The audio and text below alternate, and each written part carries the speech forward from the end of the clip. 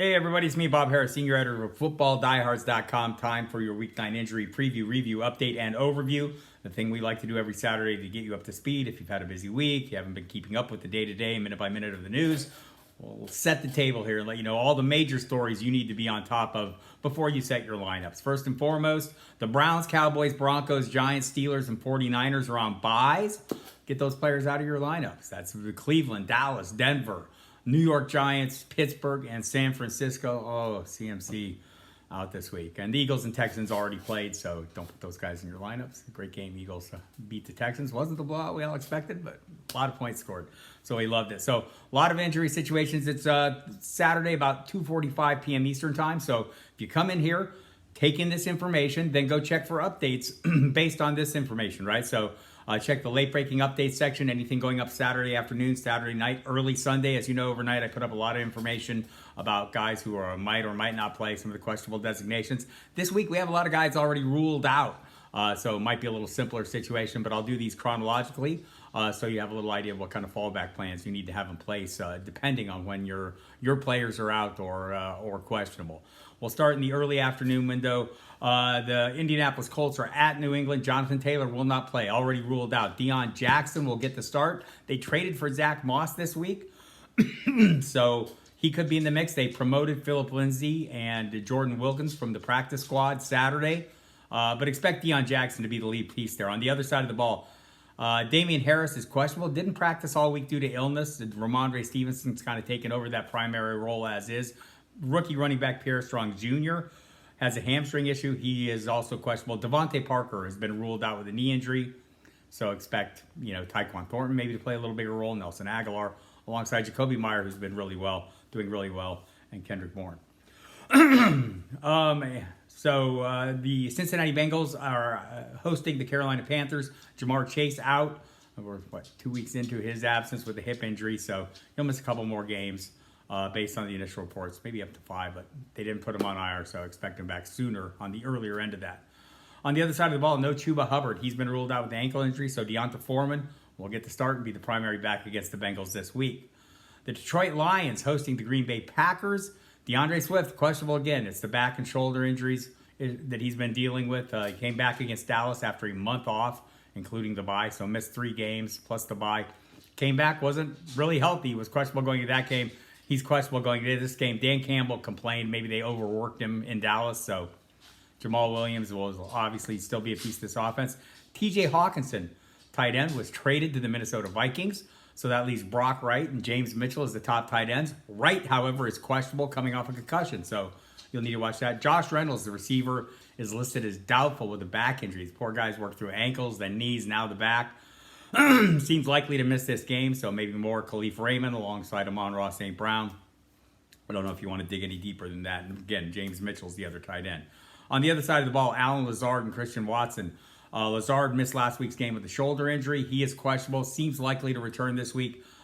Christian Watson came back from a hamstring injury to suffer concussion in that game. He is also questionable, so we'll see if he can get back in the mix. Seems likely he was able to practice some this week. So great matchup for the Packers if you get all the pieces back. The Atlanta Falcons hosting the Los Angeles Chargers. The Chargers are a mess, man. Mike Williams and Keenan Allen, ankle and hamstring, ruled out. Keenan Allen can't get past this hamstring. Williams, we expected to miss 4 to 6 weeks with the high ankle sprain. So his absence was anticipated, but Allen, we kind of hoped would come back from this hamstring that's been ongoing since week 1. He says now he's not going to play until he's 100%, so don't know when that'll be. Donald Parham injured his hamstring, one that he hurt back in August. He was placed on IR on Saturday to make room for Keelan Doss, who was promoted to the active roster. So your top receivers. DeAndre Carter is also questionable with an illness. So Josh Palmer is your top receiver. They promoted Keelan Doss. Maybe Carter is in the mix as well. But it's and then the place kicker, Taylor Burlett, who had been filling in for Dustin Hopkins, was hurt this week. So Cameron Dicker the kicker, has been signed. So he'll handle the kicking. Dustin Hopkins already ruled out of this game, and now Burlett as well. So Mike Williams, Keenan Allen, Donald Parham, Taylor Burlett, Dustin Hopkins all out. DeAndre Carter listed as questionable. On the other side of the ball, Cordarrelle Patterson's headed back. He's being activated from injured reserve on Saturday afternoon. He'll figure into the mix somehow. I don't know if he'll be the primary piece, but that's going to be the issue because it's a great rushing matchup. Tyler Algier and Caleb Huntley also in that backfield. They've been running hard, so we'll see how they parse this out, but it's going to be tough for fantasy managers wanting to count on any of them. You would assume Cordarrelle Patterson will go back to the lead role, but will they push him in week 1? It's a little up in the air. I'll be looking for more information on that, so check your late breaking updates overnight. The Las Vegas Raiders are at Jacksonville. Darren Waller listed as questionable again, same hamstring issue. The good news, Devontae Adams, Matt Collins off the injury report, Derek Carr off the injury report, so all the pieces there. Jamal Agnew remains questionable with an ongoing knee issue. It's a really good matchup for Jacksonville. I like their offense some this week, so they'll have all the primary pieces. Agnew, kind of a role player, a bit player in this, and has missed the last 2 games anyway. Washington taking on the Minnesota Vikings. J.D. McKissick and Jahan Dotson both ruled out. McKissick has a neck injury. He's going to see a specialist. That's never a good sign. His role has diminished greatly with Brian Robinson and Antonio Gibson getting the bulk of the workload in the backfields anyway.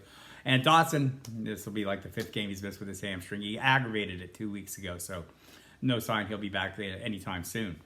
Corey Davis for the New York Jets has been ruled out with a knee injury. They have a bye next week, so they're going to sit him out.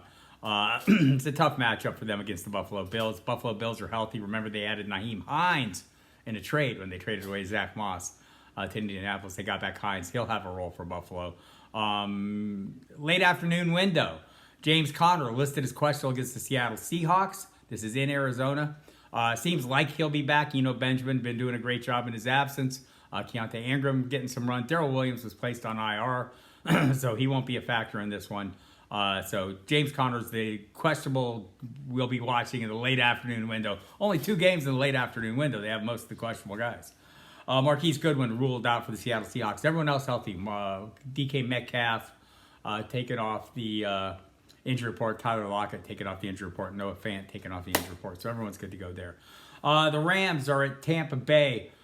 The good news, Cooper Kupp is off the injury report, right? He hurt the ankle last week. He'll be back playing. Shouldn't be any issue. Totally removed from the injury report, as has been Van Jefferson. So those guys are fine. The tricky part is with Cam Akers. He's not actually on the injury report, but we don't know if he's going to play yet. If he wanted to be traded or they wanted to trade him, and the trade never happened. So he's been at practice this week. Sean McVay said Friday he wasn't sure if they're going to use him or not. Saturday they promoted Ronnie Rivers from the practice squad. Kyron Williams, a player we've kind of been watching and having an eye on, is activated off IR or is eligible to come off IR. They did not activate him this week, so he waits 1 more week. I think that'll close the window if he doesn't get back next week. So we'll be watching for that coming off the ankle injury he suffered. On the other side of the ball, the pieces we're interested in for the most part are fine. Russell Gage and Cameron Brate both ruled out, but Mike Evans off the injury report, Julio Jones off the injury report. So all the pieces there you're looking for. Sunday night football. We have the Tennessee Titans traveling to Kansas City to take on the Chiefs. Ryan Tannehill's making the trip. That was just reported this afternoon. He's questionable. Didn't make the trip last week, so taking a step forward. He's a game-time decision, though, Mike Vrabel said. Derrick Henry was on the injury report with a foot injury.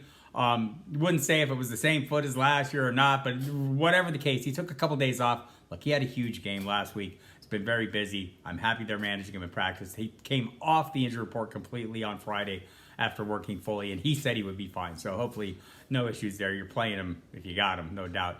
Even at Kansas City, and the concerns obviously are if game script gets out of hand and Kansas City gets up, do they just keep running the ball? Well, probably not, but article on that on the site. Watch for the track record of Derrick Henry against Kansas City. On the other side of the ball, Jody Fortson, one of their many tight ends, not named Travis Kelce, has been ruled out with quadriceps and illness. Monday Night Football. Wait to see. Rashad Bateman will miss the rest of the season having foot surgery. He'll go on IR, but won't be back this year. Gus Edwards and Mark Andrews have not practiced all week. I'm guessing they'll be questionable at best. I wouldn't get my hopes up, but we'll see what goes on. Isaiah Likely, Devin Duvernay move up in the rotation if they're not eligible to go. Kenyon Drake as well at running back, and Justice Hill.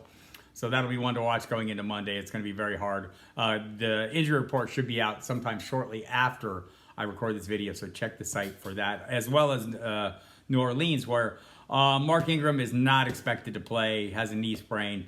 Jarvis Landry seems unlikely to come back, but he's getting closer. Adam Troutman, the tight end, as well. But who won't be coming back is Michael Thomas. Has a toe injury. He's going to need surgery, and he'll miss the rest of the season. So the Saints have made it very clear it wasn't anything, his lack of effort on his part. He's worked very hard, but just not going to make it. So there you have it.